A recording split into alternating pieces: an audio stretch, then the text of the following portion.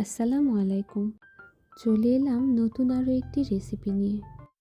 আলু দিয়ে দেশি মুরগির মাংস ভুনা। তো কথা না বাড়িয়ে চলুন শুরু করা যাক। তো রান্নার জন্য আমি প্রথমে কড়াইয়ে তেল গরম করে নিয়ে তাতে পেঁয়াজ কুচি দিয়ে দেব। পেঁয়াজগুলো ভেজে বাদামি হওয়া পর্যন্ত অপেক্ষা করব।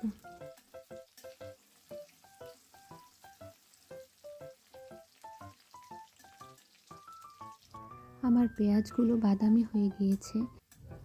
এই পর্যায়ে দিয়ে দেব কেটে ভালো করে ধুয়ে রাখা মুরগির মাংসগুলো। তার সাথে অ্যাড করব এলাচ, লবঙ্গ, দারচিনি, তেজপাতা আর গোলমরিচ। আরও দিয়ে দেব আদা, রসুন, পেঁয়াজ আর জিরা বাটা। সাথে গুঁড়ো মশলা দেব হলুদ, লবণ, মরিচের গুঁড়া, ধনিয়া গুঁড়া আর সামান্য পরিমাণে জিরা গুঁড়া। এবার সব উপকরণগুলো ভালোভাবে নেড়ে চেড়ে মাংসের সাথে মিশিয়ে মাংসটা কষিয়ে নিতে হবে। মাংস কষানোর জন্য আমি কড়াইয়ে ঢাকনা দিয়ে দেব। এই পর্যায়ে সামান্য পানি অ্যাড করা যেতে পারে। আমি পানি অ্যাড করব না, মাংস থেকে কিছুটা পানি এমনিতেই বের হয়ে যাবে।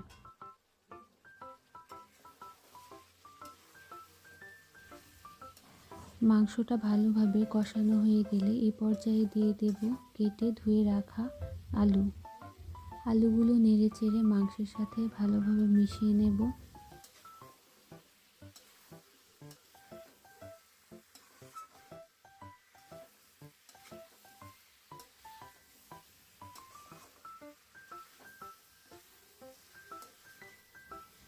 আলুগুলো মেশানো শেষ। এ পর্যায়ে দিয়ে দেব গরম পানি।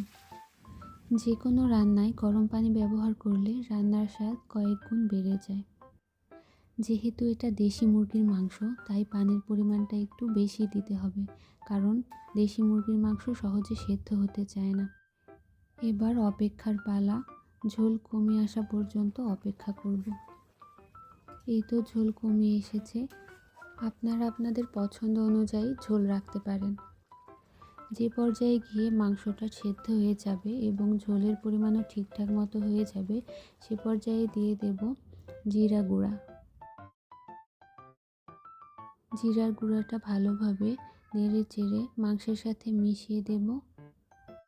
এরপর তরকারি চুলা থেকে নামিয়েও ফেলতে পারেন অথবা 2-1 মিনিট চুলায় রেখে জাল করে নিতে পারেন। আমি 2 মিনিটের মতো চুলায় জাল করে নিয়েছি। এই তো তৈরি হয়ে গেল আমার মুরগির মাংস দিয়ে আলুর ঝোল।